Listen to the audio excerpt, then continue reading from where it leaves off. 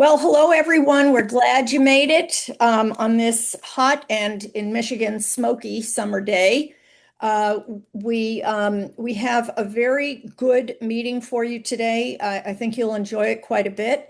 And so let's just welcome our first-time members and returning people. Thanks for coming. And go to the next slide.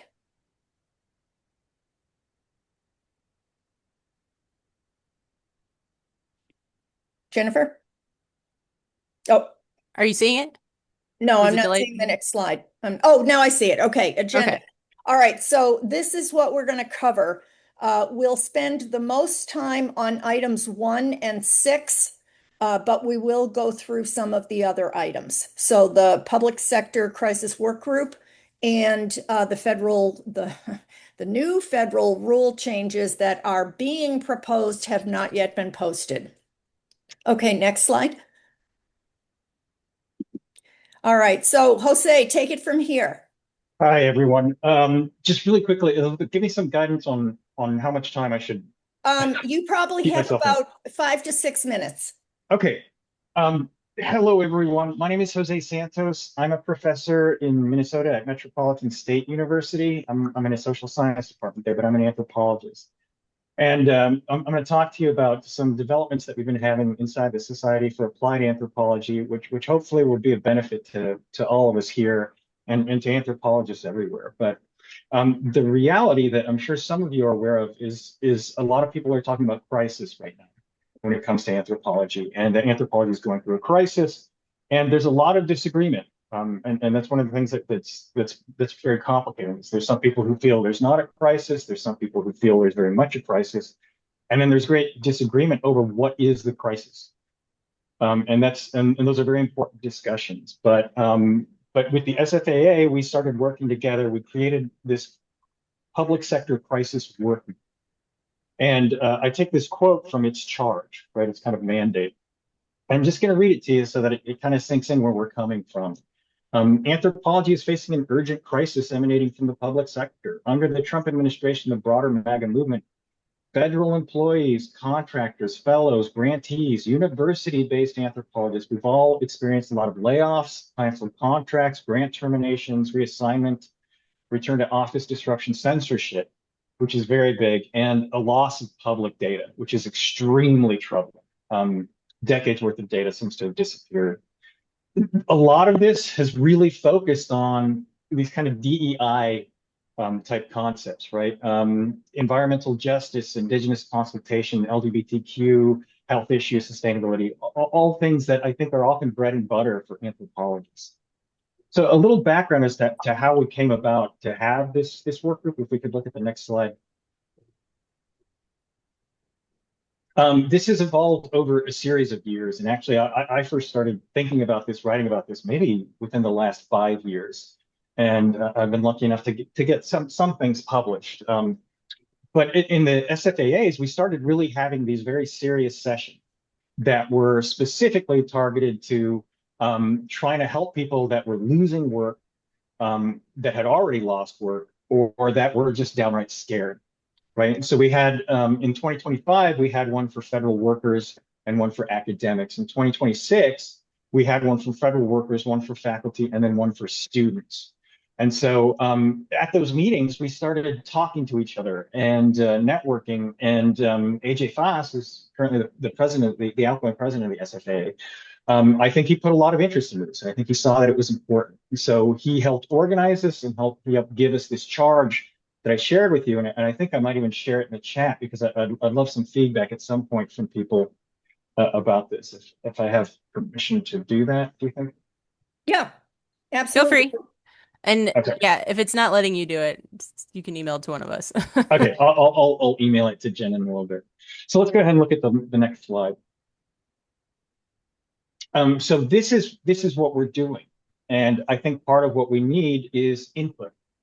We need to hear from people. I need to talk to people. Other members of the work group need to talk to people. Elizabeth's on the work, right? And we need to figure out what it is we need to do. So some of the major domains that we've been charged with are looking at the scale and impact. We don't have a clear idea of how many people have been fired. in what sectors. We don't have lists of that, right?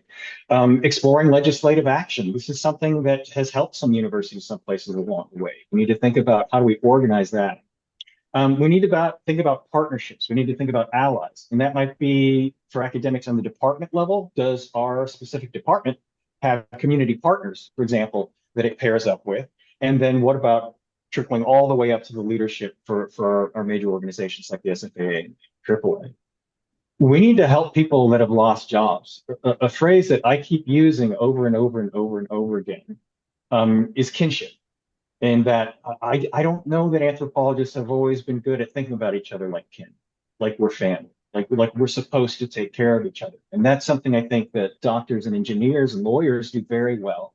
But somewhere along the way, I think we just really saw each other more just as competition, particularly on the academic side, and we get a lot of sort of infighting.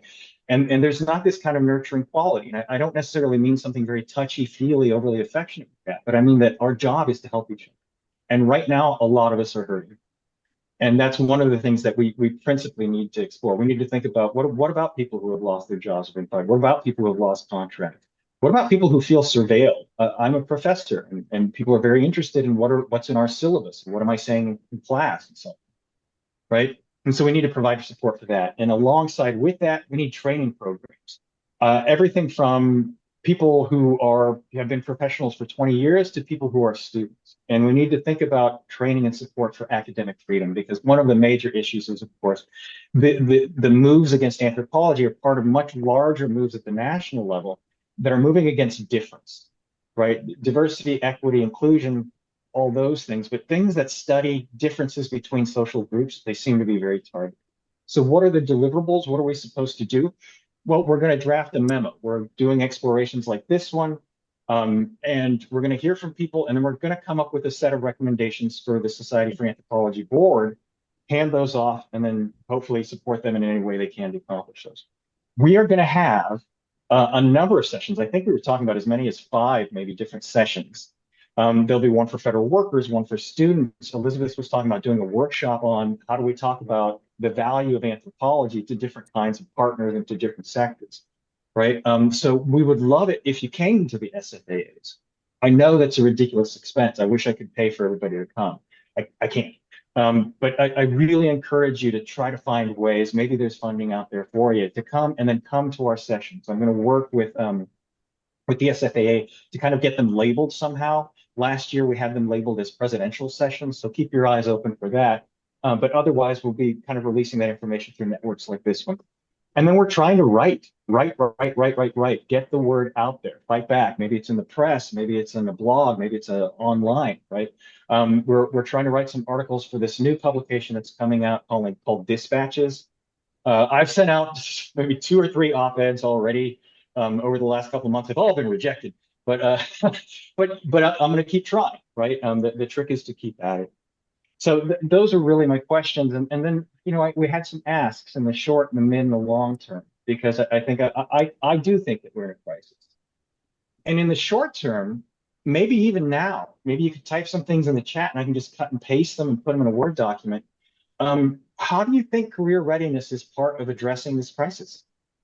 How does career readiness help us address what anthropology is going through? So if you'd like, can we take like maybe a minute, 60 seconds or so? Yes, absolutely. Go right ahead. Just you can say things to me, or you can just type them out in the chat. How is the work that we're doing here in Acorn, or your own career readiness work, part of fixing what's wrong with anthropology right now?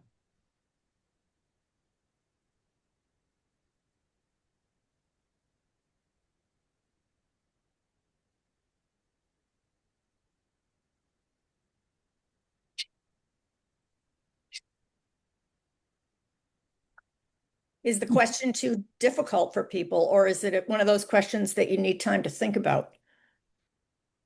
Well, I can tell you what I think. Yeah. Please do. This is analogous to the work that I did for 20 years with international education, which had very little constituency in the United States and very little sort of protection when 9/11 happened, and they sort of basically shut down international student recruiting for a good long time. And we learned a few things. And one of the things that we learned, which I think anthropology needs to learn, is how to use the political system. We don't like politics very much as anthropologists, and we sort of are very, holier than thou most of the time about it. But frankly, we need to know who our allies are in the Congress, in the state legislatures, in the municipal councils. And we need to make common cause with those people. We need to form alliances with those people because they are the ones that can hurt us. They are the ones who can also help us. They're the ones who vote the appropriations. They're the ones who vote for the restrictive legislation and so forth and so on. And so, it's a simple thing. Get to know who these folks are and focus some stuff on them. If AAA had any sense at all, it would already know how to do this. But I don't think it's ever put any significant resources into that. Well, that's actually, they used to have, back in the day, they had someone on Capitol Hill, a paid position on Capitol Hill that was shared by SFAA and AAA. But that funding went away and we no longer have that person. And I couldn't agree more with what Ryle was saying, Will. I've flat out, we've been talking in the group and flat out, we're like, we just need to hire lobbyists. Like, forget it. We just need to hire somebody to do this. But I think you're right. It is about relationship building. It is about, do we know these people? Can they put a face to anthropology when it comes up? Right. So I'm with you 100% on that. I'm very curious. Are any people here students? Yes. I would love to hear and I hate to put you on the spot, but I'm doing it. What do students think of what's going on right now? Irene just put a comment in the chat and she's about to enter a master's program. Irene, you want to talk up a little bit?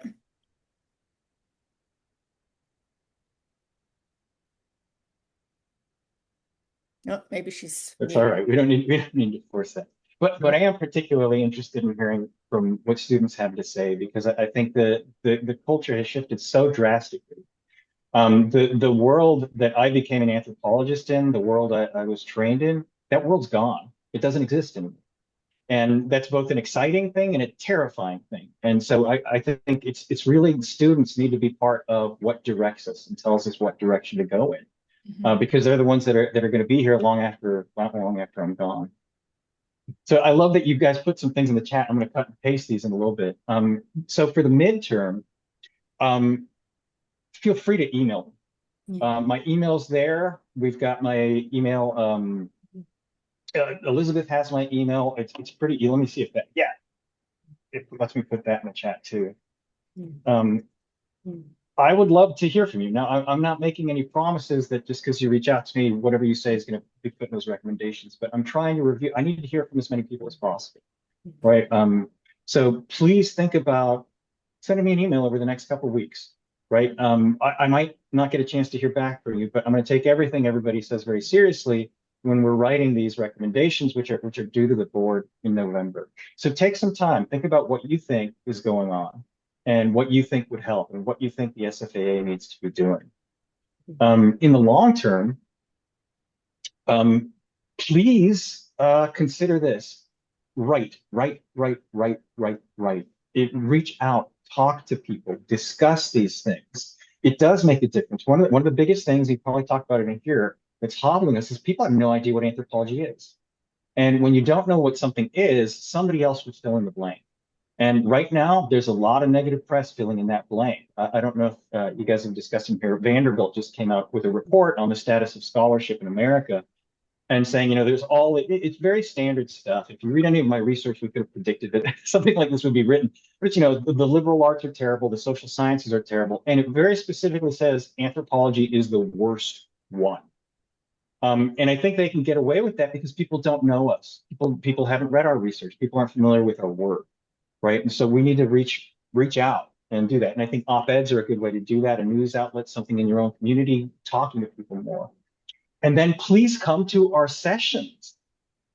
Next year's meetings are going to be in March. They're going to be in Virginia. So there'll be press around them. We'll make sure that people know what they are, but we would love to see you. We need to hear you. All of our sessions are going to be interactive. That is to say, they're going to take their direction from the audience. We need to hear from the audience. and the audience will decide what direction to go. And we would love it if that was you, right? We need Acorn people in that audience. And then finally, think about when you're thinking about, am I going to submit something for this year's conference sessions? Think, do I want to focus on the crisis? Yeah, we all have our sort of research agendas, and they're wonderful and they're important. But this crisis, I think, is fundamental. It's the thing that makes all the other types of research possible. So we need to give some thought and some effort into this. And that's kind of how I stumbled into doing this kind of work over the last 5 years. So I'll shut up now, but I see maybe there's some questions. I'm happy to take some Yep. questions if we have time, Elizabeth and Yeah, we have Jennifer. we just have a couple of minutes. So Okay. Susan, go ahead. Hi, yeah. All right. So I don't know if you can see me. No, you can't. No, I have three thoughts. First, I agree. People don't know what anthropology is. I mean, that's a perennial discussion that we have. That's something that's ongoing. We need to work on that. I mean, that is just something we've needed to do for a while. I know we're trying, but number two, activism. Yes, I agree. We need to, if we could get lobbyists, whatever, that may not be financially available, but maybe we could get some volunteers. I don't know, but activism, yes. But activism, we've got 2.5 years that I think we've got 2.5 years that we're going to struggle with this. I hate to say that. So the third thing is most of the students that I have taught tend to want to go into public service of some kind, whether it be medical anthropology, government, whatever. And I hate to say this, but maybe we should be redirecting some of the students into job categories that they will be able to fill for the next, while we work on the other two things. People are going to need jobs, and maybe we need to somehow come up with alternative jobs for folks, some sort of counseling for people who have been working in government and whatever, or underfunding, or people who would like to work in government or organizations that somehow receive government funding or might fall under this new legislation. So I think that is something we should consider. It's not something I would ordinarily suggest, but redirecting particularly students. The experience will always be powerful, and they can always, when things start changing, they can then use that on their resume to get back into the thing that they love. So that was just my three thoughts. Thank you so much for that, Susan. Just really quickly, I wish I could say I believed that things would get better in 2.5 years. Fortunately, I don't. The kinds of issues that we're dealing with took a very long time to get to where they're at. We're literally talking 30 or 40 years. And I'm expanding here because I'm saying this isn't just what's happening isn't just happening to anthropology. This is something we've seen happen to a number of disciplines. History, sociology, anthropology, I think are really good examples. But can things get better within 2.5 years? I think so. Absolutely. I think it certainly got worse in the last year. It can get better over the next few. You're right about activism. As far as students and their careers, one of the things I'm most concerned about is, again, yes, I think anthropology students have particularly hard because of the public discourse. But when we look across the board, college graduates in general are struggling to find work. Not only that, is jobs now last, I think, an average about 3 years. Somebody's in a job about 3 years, right? My dad was in his job about 45.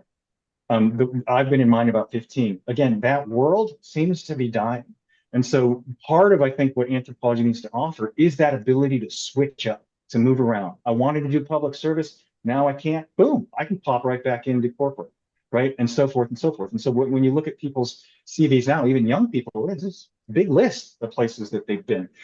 2 years here, 3 years here, 5 years here. And that kind of versatility, that's something that anthropology is good at because we're ethnographers. So I just wanted to say that so everybody else can see. There's a lot of research that's been done on this, and Susan has some fantastic ideas. I see somebody named Briller from Purdue. Yeah, We Sherry. got a Boilermaker here.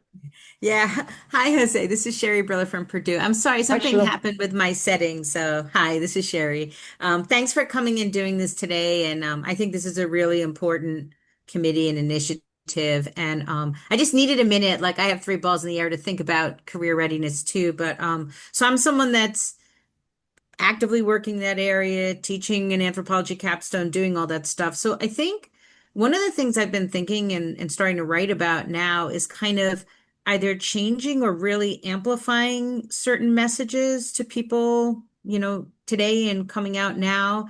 And one is really the notion that every time is the time for applied anthropology. Like there have been lots of things that happened before. This is a particular time, but like every time is our time. And I find that that message is actually, I don't know whether it's hopeful or not, but it resonates, right? And so like if it's your time, like try and do something. So I think, you know, it could be, whatever, a factor of my own personality, my teaching. I really want students, other people, like be willing to win and learn how to win. Like, don't lie down. You know what I mean? And so there's lots of ways, all the kinds of ways we're teaching people to write things, do something. So it's a combination of agreeing to play the game somehow and learning how to be artful in the ways the times require, and having, I guess, a combination of having the obstinate, having the savvy to do that, the obstinance to do that, and even finding a way. I've been trying to talk about this with some graduate students to be a little gleeful in doing that, because I might be winning as you're not noticing, and like not. I mean, it's really hard because, of course, but until you are actively stopped in your tracks, not letting people stop you, finding a way to keep going. And I think that is one of the most important messages. Like, you're going to have to be crafty, you're going to have to be opportunistic, you're going to have to look around, you're going to have to do things differently. But I think as faculty, most of us are not trained to do that, or explicitly doing that, or modeling that.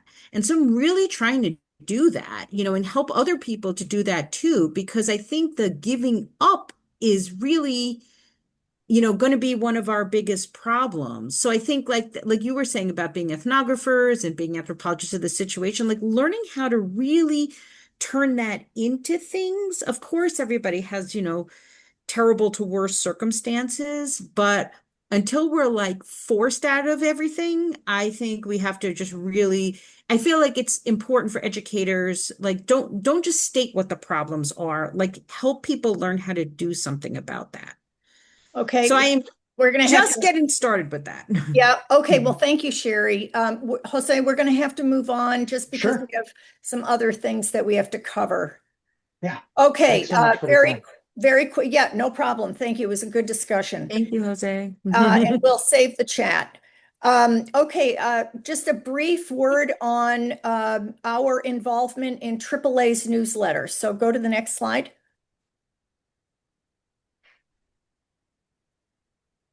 Okay. So we were asked in April if we would contribute a brief blurb. Ellen, who's on the call, Christensen, asked if we would contribute a blurb to the newsletter that AAA puts out that goes to their Department Services Program, which is, the acronym is DSP.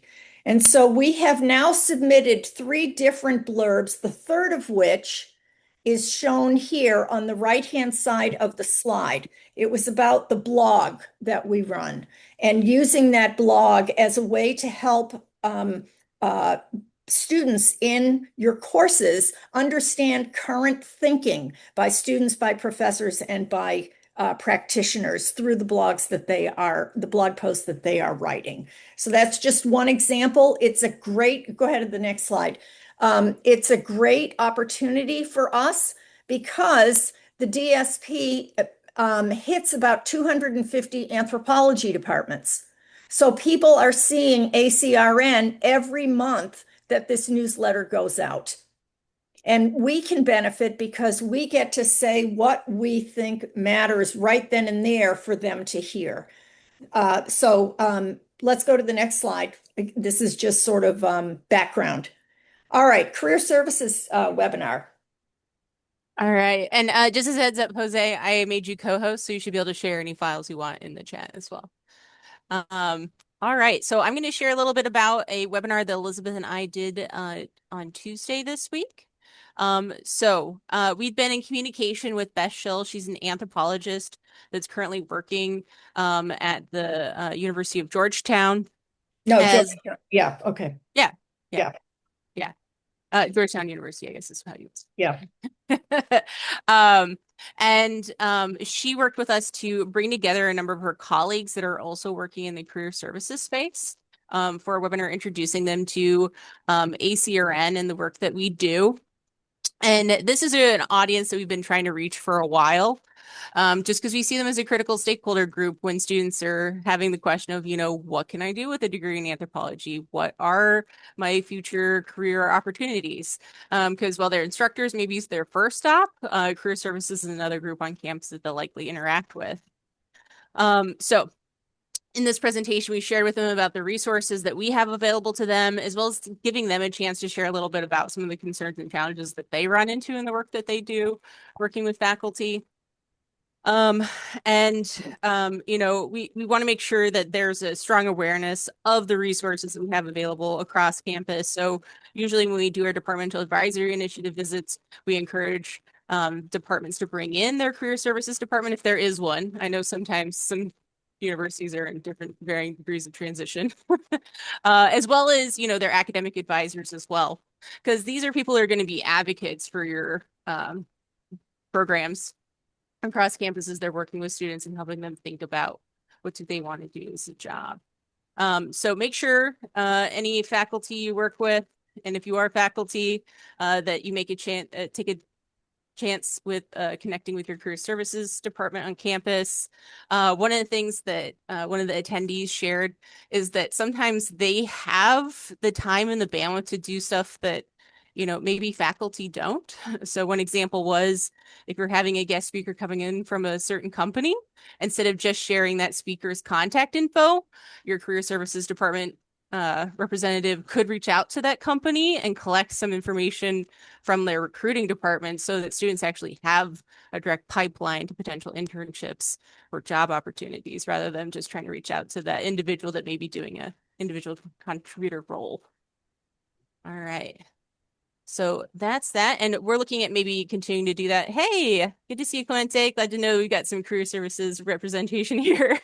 And yeah, we'll definitely reach out. That's great. All right, I'll keep moving since I know we've got a packed schedule. Elizabeth? Yep. Okay. We just wanted to highlight very briefly 4 different internship projects that are going on right now. So go to the next slide. So Olivia has been updating the Speakers Bureau profiles. No easy job. And I say that because, it's not top of the list for anyone to update their Speakers Bureau profile, but it's been a while since we've had the Speakers Bureau active, and people's jobs change and things they're doing change. So she has been working tirelessly to get the profiles updated. All are now updated. And we found that we lost some people. So now we're in the process of identifying new speakers for the Speakers Bureau. And then in addition to that, she's been formatting some of our tools. Marin has been updating our anthropology resources page. You can find this under the student page, and it has basically a searchable database for fairly recent, but very practice-oriented articles, books, podcasts, all kinds of stuff. And she has been working very hard on that. And she's also in the process of developing a social media campaign that will, well, actually, she has developed a social media campaign, and she's already sent it out at least once. Okay, so those are the 2 interns that are gathering information from our website. These are the 2 interns that are posting new information on social media. Audrey, who also is at Georgetown, is doing a great job boosting engagement on all of our platforms. And her most recent work, which you may have seen on LinkedIn, is posting flyers about the 2 Acorn books. Christian is working alongside Matt, our webmaster, and he has been working on the speaker profiles, the blog posts, presentations, et cetera, et cetera. So we are very grateful that these interns are doing so much of the important work to make our website as usable as possible. Next slide. And you may also want to know, what other responsibilities do the interns have? Well, they have a lot. They all have to write a World of Work blog. They all are expected to conduct informational interviews with anthropologists that are in their areas of interest.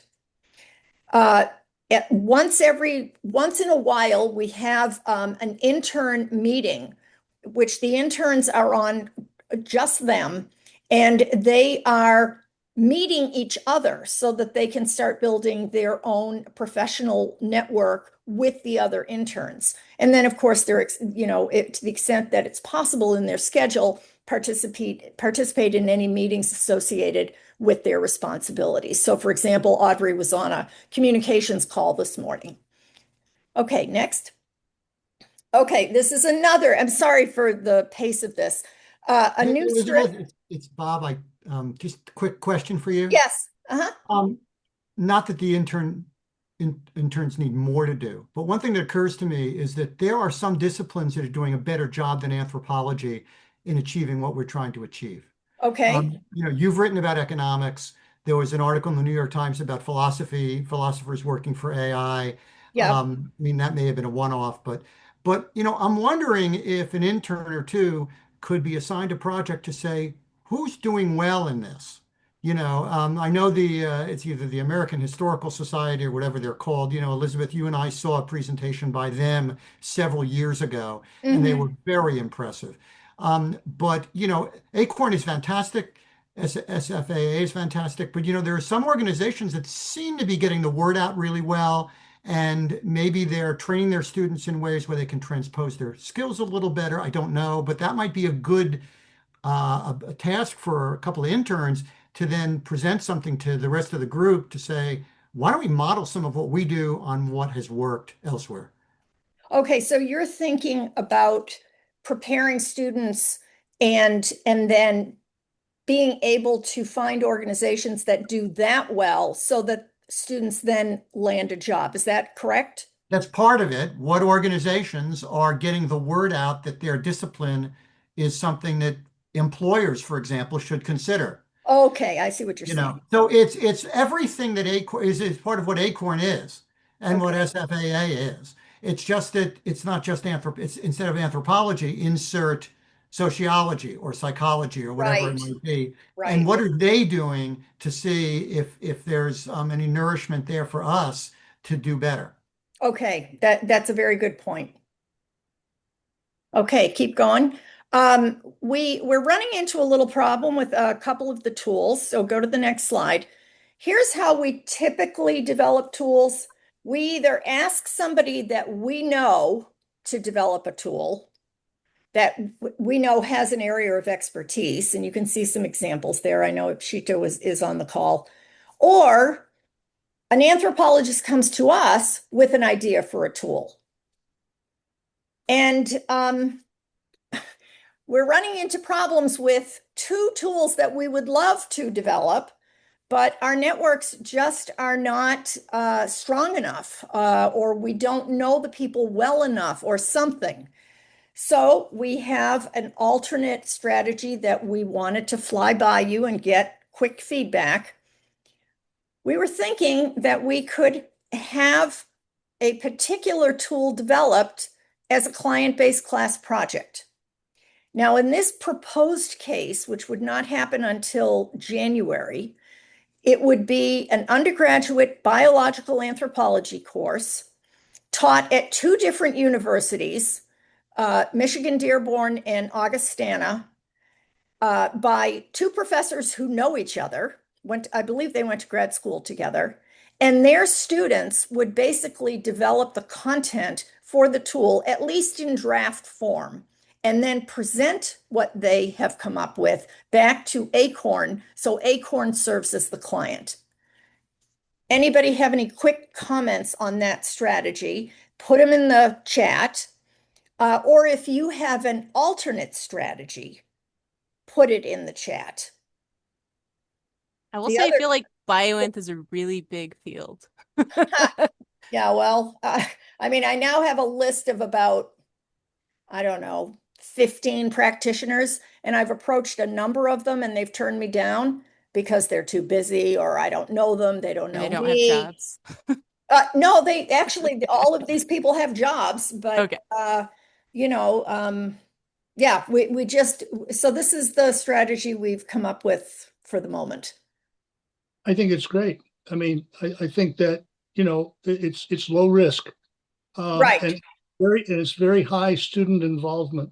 So I like it a lot for that reason. It seems to Okay. me students are going to ask questions and get answers to those questions on things that might not occur to a more, you know, an older professional who's kind of forgotten, you know, about how all Right. that works. And if Yeah. you don't, you know, and I saw a thing in the chat just a second ago about peer review. I think what happens is you get this done and then you send it around, and peer review works the same way it works for other things for us. Yeah. So that's not an issue, I don't think. But I like it. And I mean, if it doesn't work, if it sort of turns into a mediocre product, there's no harm, you know. Right. Right. It's a start, and Yeah. we can build off of it. That's, I mean, ideally we'd like to get this tool out a lot sooner. We also want to do a tool on environmental anthropology, having the same darn problem there. And I've been working on both these tools for, I would say, the better part of a year and a half, trying to find somebody. So it's time. We can't wait any longer. All right, go to the next slide. Okay.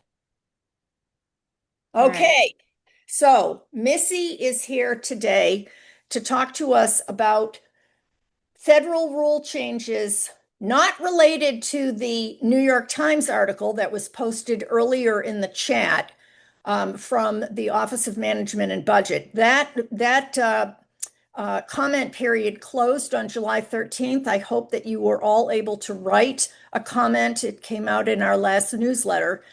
She's here to talk about something else, but before she even begins, I wanted you to see that she is an expert in this. You can take a look at her education, but more importantly, take a look at her professional experience. So, of course, she teaches, so many people do, but she is in charge of public policy for the AAUW of California, and through that work is connected with the legislature in California, and doing a number of different projects, including ones on trafficking human beings. She is the co-founder of a consulting practice, and she has just been appointed to the Advocacy Council that the AAA has, which reports up to the executive board. So Missy, take it from here and tell us everything we need to know about accreditation. All right. Thanks, Elizabeth. And Yep. I'll be brief as possible to give you a little overview. So I'm going to talk about the problem, some of the implications, and then just like the most sexy topic in the world, federal administrative rule changes, briefly, so you can know what what they are and what we can do about them. So the OMB rule, you have some familiarity with these rule changes if you responded to that. The current problem is a rule change that's going to impact the accreditation system for U.S. universities. So this was something that during the campaign in 2024, Trump said was his quote unquote secret weapon to like heal U.S. universities. Currently, universities are basically, you're probably familiar, accredited by independent agencies. And that's based on financial stability and academic standards. But accreditation is really important to make sure that students that pay to complete a degree can complete that without the institution defaulting, or that the institution is giving a high quality education, the thing that they're advertising. Accreditors make sure that Trump University does not continue to function based on those standards. And they vet things like faculty qualifications, campus policies, academic freedom, shared governance, like all kinds of things. So accreditors are independent. So they assess all institutions based on the same set of standards. And they're not supposed to be beholden to any given institution or the federal government. So under the Trump administration, though, of course, this is shifting through a sneaky process of rewriting the rules on accreditation through federal agencies. So this move is strategic given its direct connection to, of course, the thing that the Trump administration has been using, and that is federal funding. So students cannot receive federal loans or grants if they go to an institution that is not accredited. So the rule change is supposed to come down in July this month. If you want to read the proposal, then the proposal was proposed in May. And the Center for American Progress released a really nice report on this that came out 2 days ago. So that's linked here, but we have a slide that gives you some of the implications that they point out that I think are very accurate. So next slide. So these are, I've been writing about this a bit in the last few months, and these are the things that I've been focused on as well. Implications of this federal rule change, and this rule change would come through the Department of Education. So one is, of course, that the federal government could use this funding issue to control college curricula and faculty research and weaken tenure. Because again, the Department of Education, through as a federal agency and accreditation together, right, determine these kinds of standards for colleges that are accredited.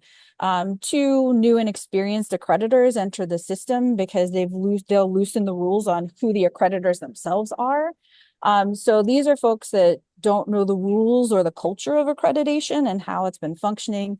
The fear here is that they will approve the Trump universities of the world, lower quality institutions, and they're more likely to be influenced by the administration rather than being independent.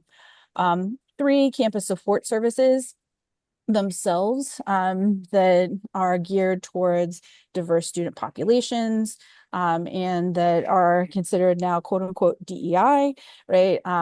Could be rolled back even further than they've already been rolled back based on state level policies. And that's based on the Trump administration's reading of civil rights law, which you might already be familiar with, where any references to race are considered preferential. So,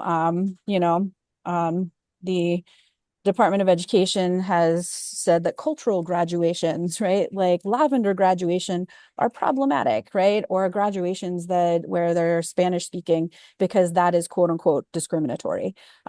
So DEI trainings are also able to be rolled back under those kinds of policies, and this would expand that even further because right now state level laws often protect some of this and some readings of civil rights law by judges who have not already been appointed by the Trump administration. Number four, an impact accreditation rules will become weaker. So students will be more likely to attend the Trump universities of the world that have higher sticker prices and worthless degrees. So that leaves students, of course, with a lot of debt and no clear job path. 5, students at greater risk when their college closes unexpectedly. If a college closes unexpectedly, then they have kind of a period where they're closing down. Here in that period when they close down, they basically don't have to follow minimum standards. So that could limit class offerings, that could slow down time to degree, that could move an entire college online or offline. They don't have to do anything with minimum standards once they're targeted for closure, if they're targeted at all. And then 6, colleges themselves can shop around for the easiest accreditor, which of course itself is a domino effect of all the others. So that I'm here just to tell you happy news, folks, just to tell you happy news. Next slide. If this is just, how are they doing this if they are kind of losing in court, right? Part of this is just the idea of federal administrative rule changes. And so federal administrative rule changes themselves are I won't go into this too deeply, but basically any federal agency, when a new president is elected, they often change their head and they sometimes change the rules by which the agency functions in order to enforce federal laws. So where they put their resources, how they do enforcement work, and that's that's actually pretty common, right? Any new administration will change the heads of agencies like the Department of Education, HHS, right? Department of Labor, and then they shift their priorities, their funding, their focus. But of course, under the Trump administration, we don't just change the rules instead of like using them to uphold and enforce existing laws. The Trump administration is using federal administration rule changes to break those laws.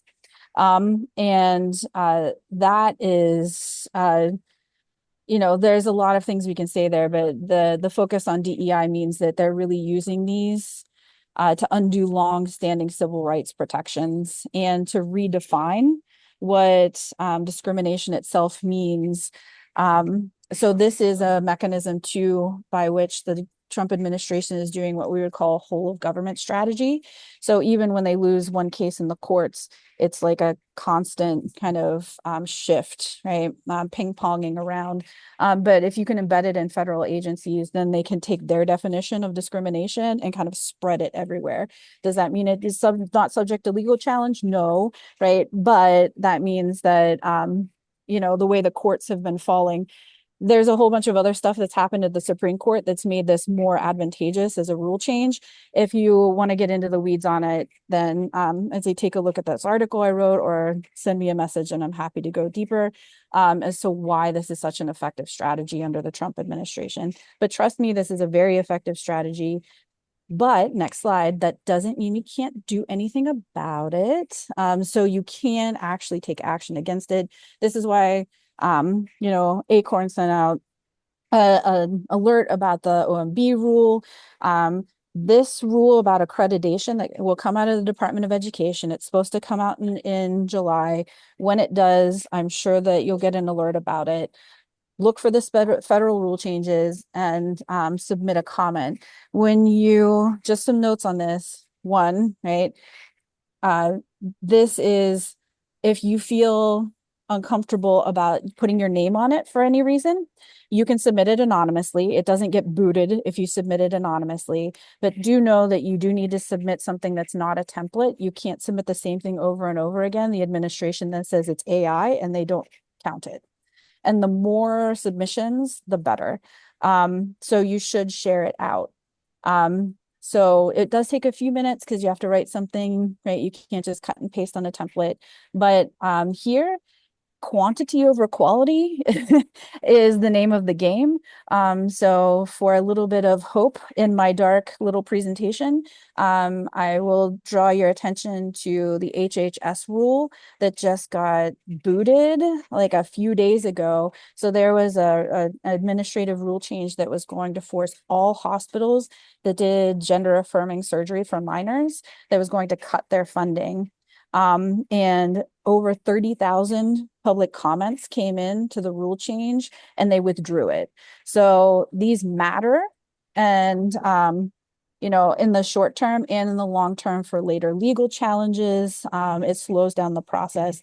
So, knowing more about federal administrative rule changes, how they're being used for these things, and then responding in open public comment periods is a really effective advocacy strategy right now to a lot of the back end things that are happening with the Trump administration that are anti-DEI and that are trying to change the interpretation of civil rights law. So I'll stop there and see if you have any questions. Yeah, and one other point on Missy's comment, when the New York Times article from today talks about, I don't know, about close to 500,000 comments coming in on the OMB rule change, proposed rule change. So they have to deal they have to deal with that set of comments, and they have to then try to change the rules they want so that they will be, I think, more acceptable, or they're just going to have fight after fight after fight on their hands through the legal process. And it is also possible that none of those rule changes would go into effect if the judges hearing the cases put up an injunction. So It's true. We'll The see big what happens. it's a big if because of that other Supreme Court decision that got rid of what we call the Chevron doctrine, and now it's up to judicial interpretation. So it depends Yeah. on the judge that comes in. Right. So that's, if we can stop it in the short term, it's even better than if it goes to that stage. Yeah. It looks like Jose has his hand up. I'm very curious about kind of, what the public rhetoric around these kinds of changes is, and what the rhetoric supporting it is, right? So for a lot of the changes that we've seen, there have been a lot of voices within academia, for example, have been like, yes, we need to get rid of, history and social science and so on, because of academic rigor and pursuit of science, and they're too political and science should be disinterested. What are voices like that saying to support this? Like, what is their logic? How are they convincing people this is a good idea? Well, you mean the accreditation or the kind of like The accreditation eradication of, stuff. Well, I mean, it so sounds like they want to get rid of accreditation, basically, or at least put it in the hands of. yeah, they want Trump University back. I I think that I will say that some of the, not the accreditation rules, but some of the funding for the disciplines, the social sciences, the stuff that was started in the Biden administration. So the pullback on the amount of funding and the investigation of time to degree and lifetime earning. So Yeah, that's old stuff. that's Yeah. old stuff. So I think, to your point, like if we're thinking of that as a sad bipartisan effort, then I think that that's where that logic was started. In terms of accreditation, I'm not sure.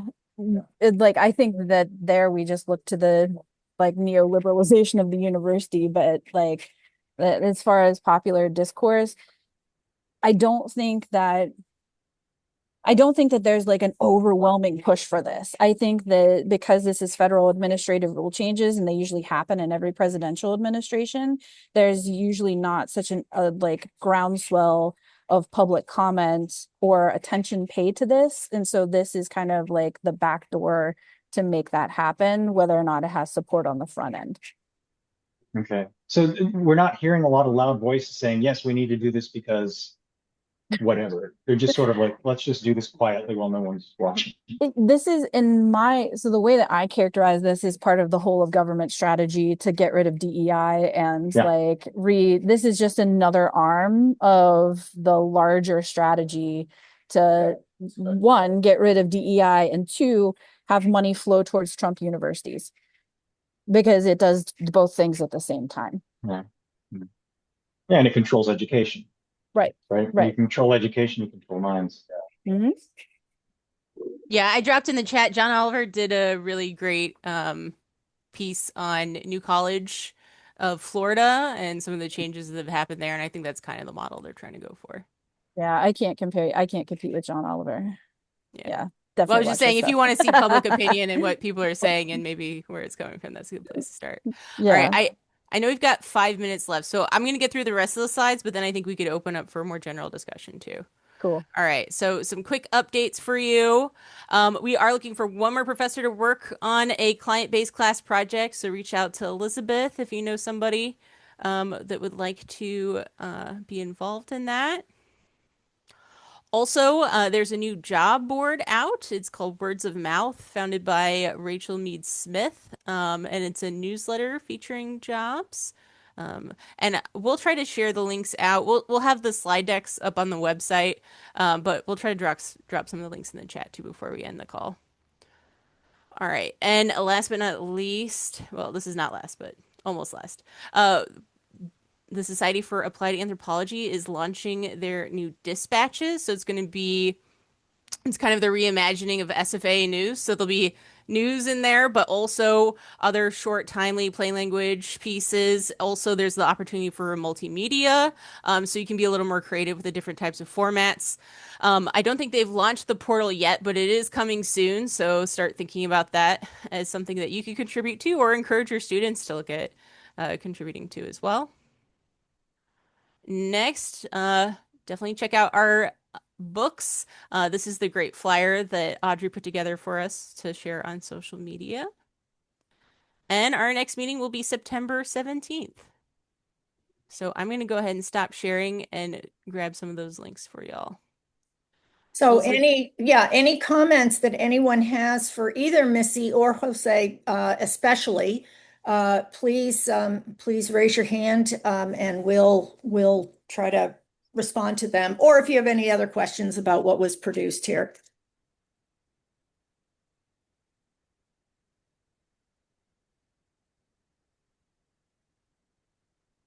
I'm curious, Missy, I mean, what do you know? Now, here we are, we're anthropologists, we're talking about what's going on with this accreditation stuff. I'm curious, what are STEM and business saying about this?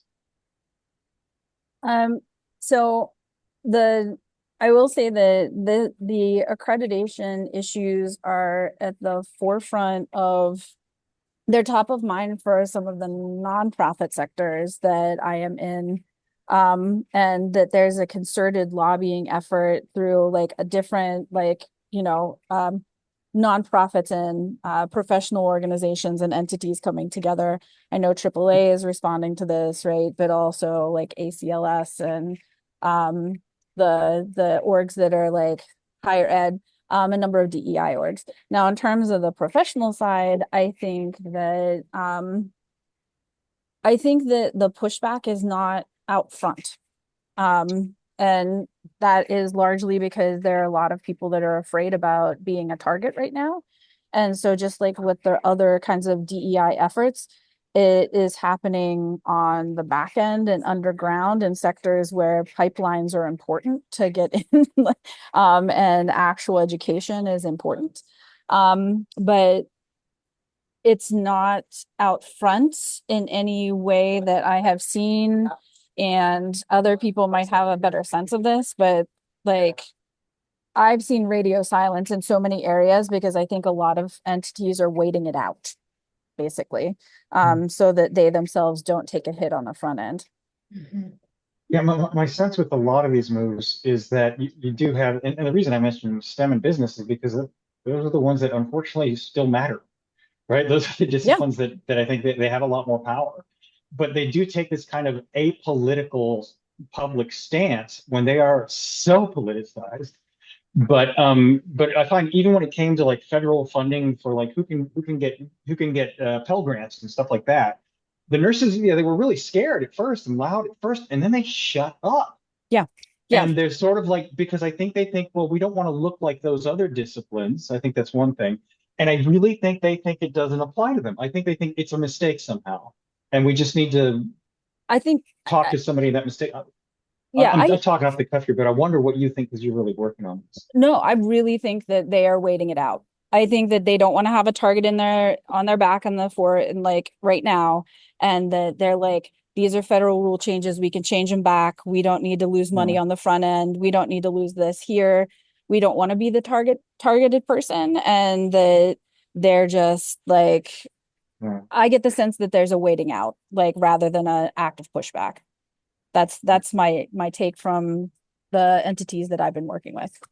Okay, yeah, I think well, people are thank you really for that. concerned about retaliation. Yeah, very. Absolutely. I was at a career leadership conference very recently. And I was one of the main panel speakers there, and they had these bunch of questions for us. And so they were talking to us ahead of time, and this is what we're going to ask you. And I said, look, you guys your questions are dancing around like there's some fundamental political changes in higher education, right? Like, can you just ask that directly and we can speak to that directly? And the reaction was horrible. Absolutely horrible. At first there was silence. The pinnacle was one of the dudes from the provost office at the University of Texas tells me, we keep things apolitical, right? Like it was just right, neuroscience, right? Nice scientists. And then it was a very surreal experience. But what I also realized is I think they think they're waiting it out, but what they're doing is actively silencing the discourse of pushback. And I think that's something that STEM and business have done historically. And I don't say that because I'm against those disciplines. I have plenty of colleagues in those disciplines. But when we look at how those disciplines react in public discourse, we see a lot of that. But I think they're couching it in the language of like, we need to take care of our own. But when in fact, what they're doing is silencing the discourse. Yeah, I agree. But I think we keep saying like, you know, if you eliminate it on the front end, you're not going to get it back. Do you know how many years it took to like establish all of these kinds of programs and support? Like, but I think that the money people, right? The folks that have the funds are being very conservative. And the places where I have actually done DEI work or anything around discrimination, it's because I'm a linguistic anthropologist too, it's all about language. Like I can come in and do like, you know, stuff around communication and community. But we can't touch other things that are more overtly, right, actually about civil rights law or DEI or anti-discrimination. And yeah, they're waiting it out. Do you want to go ahead and pause the recording, Elizabeth, Sure. or stop it?